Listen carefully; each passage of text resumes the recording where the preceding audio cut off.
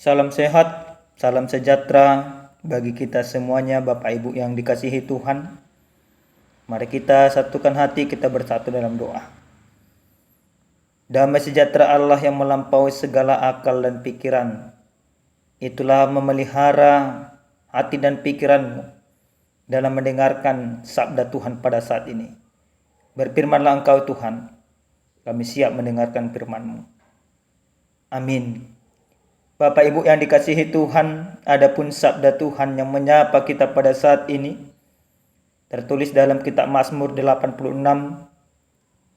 ayat pertama sampai dengan ayat yang ke-11. Demikian firman Tuhan. Doa minta pertolongan, doa Daud. Sendengkelah telingamu ya Tuhan, jawablah aku, sebab sengsara dan miskin aku. Peliharalah nyawaku, sebab aku orang yang kau kasihi. Selamatkanlah hambamu yang percaya kepadamu. Engkau adalah Allahku, kasihanilah aku ya Tuhan. Sebab kepadamulah aku berseru sepanjang hari. Buatlah jiwa hambamu bersuka cita. Sebab kepadamulah ya Tuhan kuangkat jiwaku. Sebab Engkau ya Tuhan baik dan suka mengampuni, dan berlimpah kasih setia bagi semua orang yang berseru kepadamu. Pasanglah telinga kepada doaku ya Tuhan, dan perhatikanlah suara permohonanku. Pada hari kesesakanku aku berseru kepadamu, sebab Engkau menjawab aku. Tidak ada seperti Engkau di antara para Allah ya Tuhan, dan tidak ada seperti apa yang Kau buat. Segala bangsa yang Kau jadikan akan datang, sujud menyembah di hadapan-Mu ya Tuhan, dan akan memuliakan nama-Mu. Sebab Engkau besar dan melakukan keajaiban-keajaiban. Engkau sendiri saja Allah. Tunjukkanlah kepadaku jalan-Mu ya Tuhan, supaya aku hidup menurut kebenaran-Mu. Bulatkanlah hatiku untuk takut akan nama-Mu. Demikian pembacaan kebenaran firman Tuhan.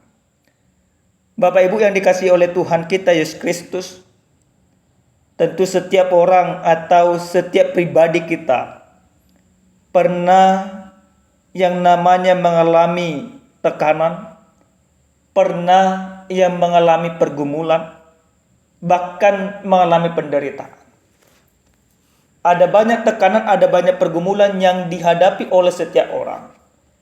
Bahkan terkadang pergumulan itu sampai membuat iman seseorang lemah, sampai membuat seseorang itu seakan-akan ingin berputus asa. Penderitaan yang terus-menerus terjadi bagi kita, seakan-akan kita sering bertanya, di mana Tuhan? Hal yang sama juga terjadi dalam kebenaran firman Tuhan yang sampai kepada kita pada saat ini, di mana pemazmur, dalam hal ini Daud, dia senantiasa berdoa minta pertolongan daripada Tuhan. Ada banyak penafsir dari perjanjian lama yang mengatakan bahwa Daud bergumul oleh karena penderitaan disebabkan pemberontakan anak-anaknya. Ada juga orang yang mengatakan bahwa Daud menderita oleh karena Saul ingin meremukkannya. Akan tetapi, satu hal yang pasti, Daud bergumul. Satu hal yang pasti, Daud menderita. Bapak Ibu yang dikasihi Tuhan, sikap apa yang disampaikan oleh Daud atau yang dipertunjukkan oleh firman ini kepada kita? Jelas di sana Daud berseru kepada Tuhan, sendengkanlah telingamu kepadaku ya Tuhan. Perkataan yang disampaikan oleh Daud tentang permohonannya supaya Tuhan menyendengkan telinganya, itu menandakan bahwa ada keseriusan yang Daud lakukan untuk berseru kepada Tuhan. Melalui hatinya yang terdalam, melalui kekuatannya yang ada, dia memohon dengan sungguh-sungguh supaya Tuhan menyendengkan telinganya. Hanya dengan pertolongan Tuhan, maka Daud akan mampu menghadapi setiap tantangan, setiap kemelut, setiap persoalan yang datang dan menghampiri kehidupannya. Jemaat yang dikasihi oleh Tuhan kita Yesus Kristus, dalam doa permohonan yang disampaikan oleh Daud, dia juga meminta kepada Tuhan supaya sekiranya Tuhan memelihara nyawanya, supaya sekiranya Tuhan memelihara jiwanya. Artinya Daud menyerahkan seluruh kehidupannya, menyerahkan seluruh pergumulannya, seluruh tubuh jiwa raganya sepenuhnya kepada Tuhan. Dengan penyerahan diri secara totalitas, itu menunjukkan keberimanan Daud kepada Allah sungguh-sungguh luar biasa. Bapak Ibu yang dikasihi oleh Tuhan kita Yesus Kristus, sesuai dengan tema yang sampai kepada kita pada saat ini, dikatakan beriman dan bertumbuh di dalam Tuhan. Apa yang boleh kita ambil dari kebenaran firman Tuhan ini untuk menjadi pegangan dalam kehidupan kita? Bahkan di dalam pergumulan yang sedang kita rasakan, kita jalani, kita alami pada saat ini. Yang pertama, firman ini mau mengajak kita supaya di dalam pergumulan kita tetap beriman kepada Tuhan Yesus Kristus. Tentu Bapak Ibu yang dikasihi Tuhan, sering sekali kita bertanya, bagaimana aku harus beriman kepada Tuhan Yesus sementara aku menderita dalam kehidupanku? Tapi lewat firman ini kita mau diajak, ketika kita merasakan pergumulan di dalam kehidupan, maka seperti Daud yang menyerahkan seluruh kehidupannya untuk Tuhan, itu menunjukkan imannya. Maka kita juga harus demikian. Ketika engkau bergumul, ketika kita bergumul, maka yang harus kita katakan, aku akan beriman kepada Tuhanku. Karena Kristus yang kita ikuti, Kristus yang kita imani, adalah Kristus yang tidak pernah membiarkan kita. Dia akan senantiasa memperhatikan kita. Dia akan senantiasa menolong kita. Dia akan senantiasa membantu kita. Dia akan senantiasa menopang kita. Karena Kristus adalah jawaban dari setiap pergumulan kita. Kristus menjadikan kita kuat dalam menghadapi segala pencobaan dan tantangan. Yang kedua, Bapak Ibu yang dikasihi Tuhan, dari firman ini kita mau diajak bagaimana orang yang beriman dan yang bertumbuh. Yang kedua, kita harus bertumbuh di dalam Tuhan. Sering sekali tantangan demi tantangan yang terjadi membuat kita tidak bertumbuh. Tapi kita harus pahami, sebagaimana Kristus selalu mengajarkan kepada kita. Bahkan Paulus juga katakan bahwa untuk bertumbuh itu tidak di tempat yang tidak baik.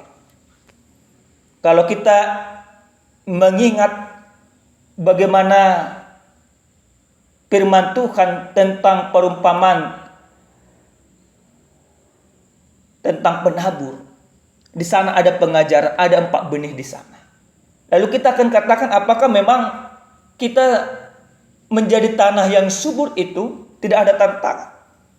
Tentu ada, Bapak Ibu.